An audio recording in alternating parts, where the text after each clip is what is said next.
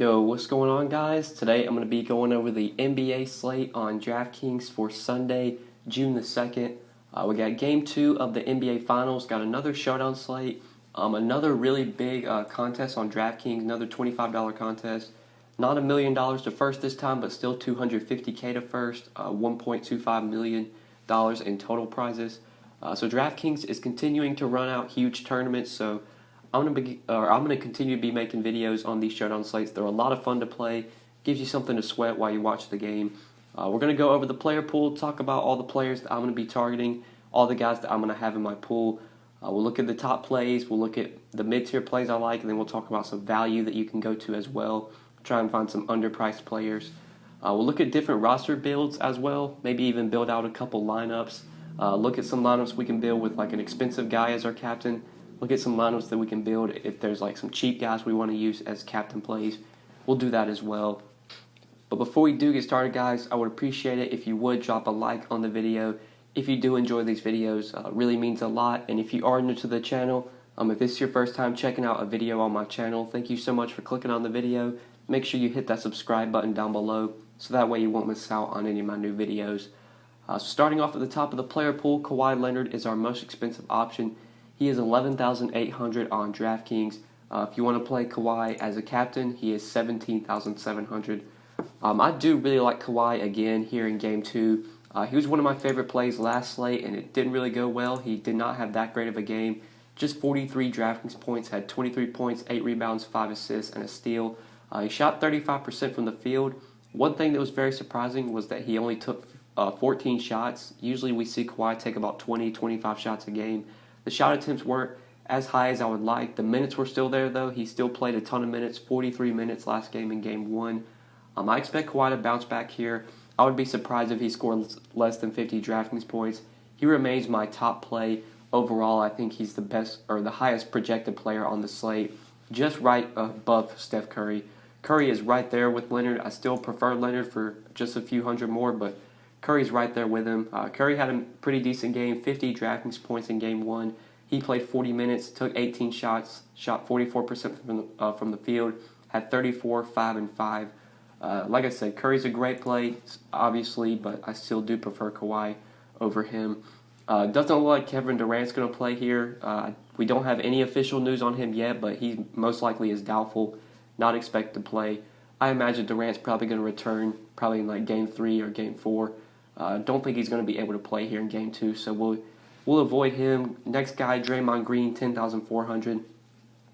I'm not as interested in Draymond Green here. I think with his price tag at 10.4, I would just rather try and get up to Curry or Leonard, or even go down to a guy like Pascal Siakam. Pascal Siakam did see a big price jump, but he had a great Game 1 with 55 DraftKings points in 40 minutes, had 32 points, 8 rebounds, 5 assists, 2 blocks, and a steal. He was very efficient from the field, 14 for 17, shot 82%, also went 2 for 3 from 3. His price was $9K on the last slate in Game 1. Now he's up to $9,800, so he's obviously very expensive, but I think he's worth the price tag. I really like Pascal Siakam here. I know he's going to be popular because he had such a good Game 1, but I think Siakam's going to have a lot of success in this series. It was very good to see him play well in Game 1. I think he's going to continue to play well throughout this series, so I really do like Siakam here at 9,800. Klay Thompson was a surprise for me. He did not have that great of a game in Game 1. He still played a ton of minutes, 39 minutes, shot 8 for 17 from the field, 47%, just 21, 5, and 1. He had 21 points, but didn't really chip in with the peripherals, just 5 rebounds and 1 assist.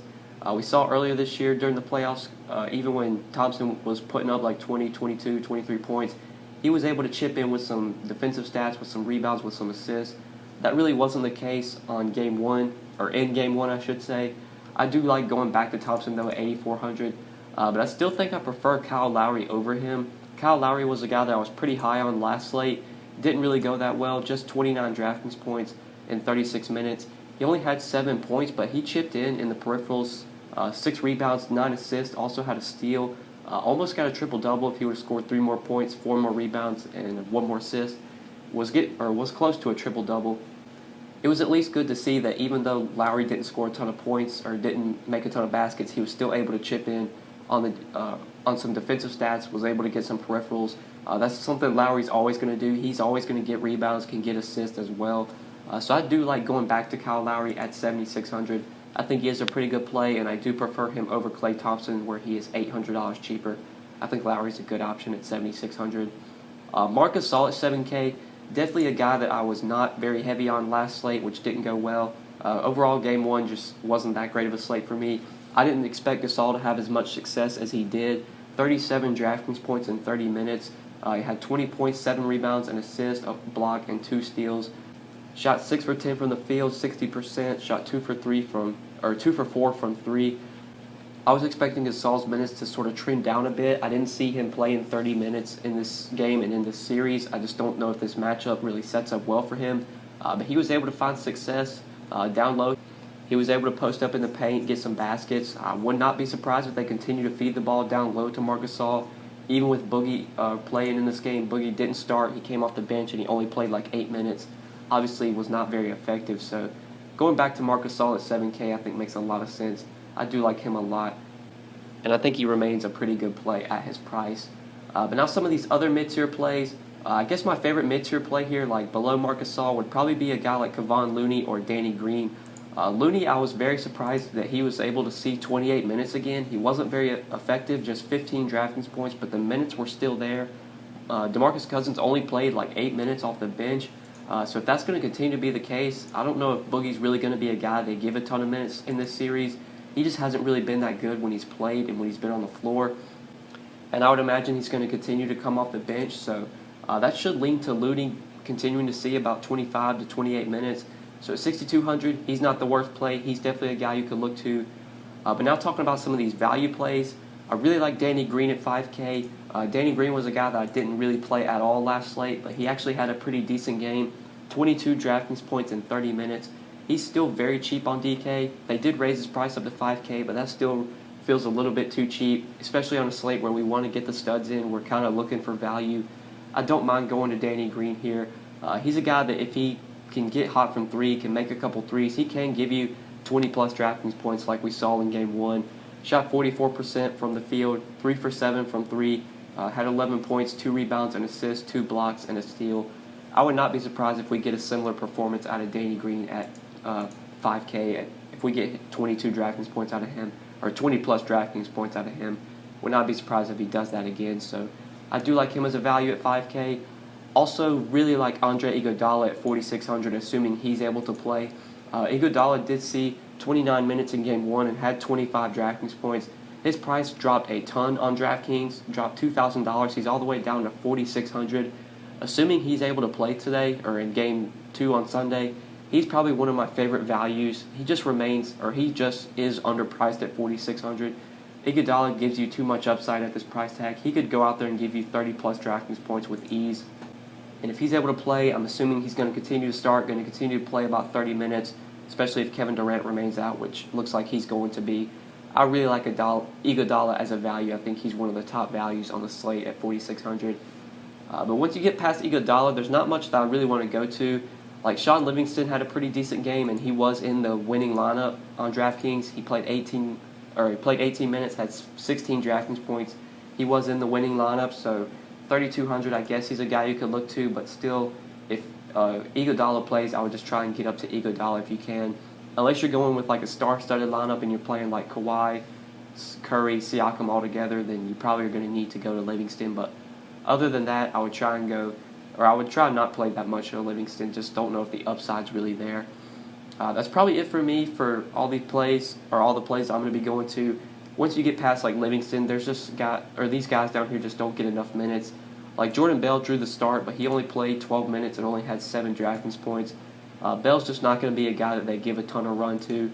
Same could be said for Alfonso McKinney coming off the bench, just 8 minutes, 7 DraftKings points. Not really a guy that you want to really look to. So that's kind of where I'm looking to with the Showdown slate. Let's go ahead and build a couple lineups now before we end the video. So I do want to try and build a lineup with Kawhi as our captain. If we put Kawhi in there at 17.7, we're left with 64.60 remaining per player.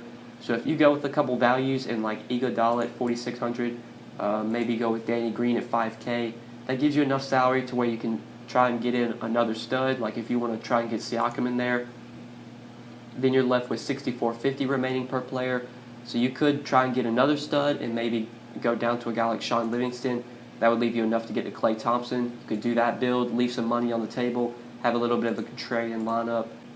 But looking for other ways we can fill out this lineup. If you don't want to go to Livingston, maybe you want to play like two mid-tier guys. You could go with like Marc Gasol and Fred VanVleet if you want to do that. You could go with Kyle Lowry and like Serge Ibaka, or Kyle Lowry and Sean Livingston. Leave like 2K on the table, have a contrarian lineup. Something I think that's very smart to do is like when you build out a lineup, say you build out a lineup with Kawhi as your captain, maybe instead of using Kawhi, you take out Kawhi and put like Curry in your captain, or just put a cheaper guy in your captain that could possibly outscore Kawhi. Maybe like a Draymond Green or Pascal Siakam. That's pretty much what the guy that won the $1 million, that's pretty much what he did.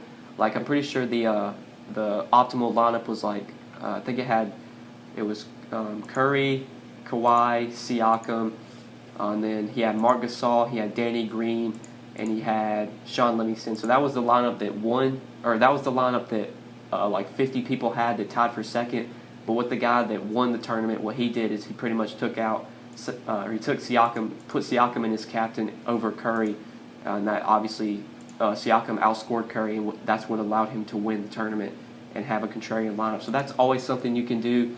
If you put like an expensive guy as your captain, whether it's Kawhi or Curry, instead of using one of them, maybe put in a cheaper guy as your captain, and if they outscore the top guy, then that could be what gives you a different build, gives you a different lineup compared to what everyone else is going to have. And anytime you leave like $1,000, $2,000, $3,000 on the table, you're obviously going to have more of a contrarian lineup, and it's less likely that somebody else has that lineup that you have. But anyways, back to looking at some builds. That's what a lineup looks like if you build with Kawhi as your captain. Doesn't look too appealing, building with a stud as your captain, but that's usually something you have to do. Like, you could go to like a Siakam as your captain. So if we put Siakam in there, if we try and get in Kawhi and Curry, try and go really star-studded, we're going to need value, so we'd probably have to go with like Danny Green, Iguodala, and then you could play like Alfonso McKinney, but I don't know if I really want to do that. I guess you could go like Serge Ibaka. Ibaka didn't get a ton of run last game. I think he only saw like 17 minutes off the bench. Yeah, 17 minutes, had 11 DraftKings points. Don't know if I really want to go there. I would probably try and avoid going to him. It's pretty hard to fit in like a star-studded lineup on this slate because there's just not a lot of good value. Like DraftKings did bump up a lot of guys' prices, like Danny Green bumped up to 5K. Iguodala is cheap, but like everyone else is pretty expensive, so it's kind of hard to go with like 3 stars in your lineup on this Showdown slate just because there isn't enough value.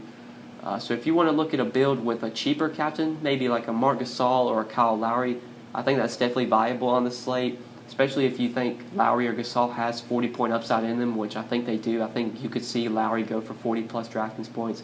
So let's build out a lineup with Kyle Lowry as our captain. We could obviously fit in a couple studs, maybe Leonard and Curry we could go to. If we put in like Iguodala as a value, that leaves us 5,300 remaining for 2 spots. So you could either go to like, I don't think you could fit in another stud. I don't think there's enough value to do that. But if you wanted to go with like a Marc Gasol, that'd leave you enough to play Sean Livingston. If you wanted to go to like Looney, then that would give you enough to get up to Ibaka. So it's kind of just how you feel like you could do, or you could play like VanVleet. Couldn't get to Danny Green, which kind of would be a build I would like. Wish you could get Danny Green in there. Don't think I want to play Cousins, so I would say the best probably way to go would probably be to play Gasol and then Livingston. So that's definitely a roster build that I do like quite a bit. $400 on the table. There's a good chance a lot of people are going to have this lineup since you didn't leave a ton of salary on the table, but still, it is a build that I do like quite a bit. But just building out a couple lineups, it looks pretty tough to build out a lineup you like with Kawhi and Curry together, just because the cheap value really isn't there. Like Iguodala's there, Danny Green's there, but other than that, there's not a lot of value I really like. So I'm probably going to be playing a lot of like these mid-tier guys as my captain, whether it's Siakam or Thompson or Lowry or Gasol. I like going to those guys as your captain. Like if Kawhi or Curry go for 50 DraftKings points, but then you get like 40 DraftKings points out of one of these guys, they could obviously be the best captain play since they're so much cheaper and they allow you to fit in another stud. But anyways, guys, I think that is it for this Showdown slate. I think I've pretty much covered it all. We took a look at the player pool, talked about all the guys I liked. We built out a couple lineups. Hopefully you guys did enjoy this video, and hopefully it did help you. If you enjoyed the video, just make sure you click that like button down below before you get out of here. I would really appreciate it. Make sure you subscribe if you have not already, and if you do have any questions, feel free to leave them down in the comment section below. Or like always, you can hit me up on Twitter at the DFS_GOAT. But yeah, guys, I think that's pretty much it. Thank you so much for watching. I really appreciate it. Hope you enjoyed, and we'll see you in the next one. Good luck tonight. Peace.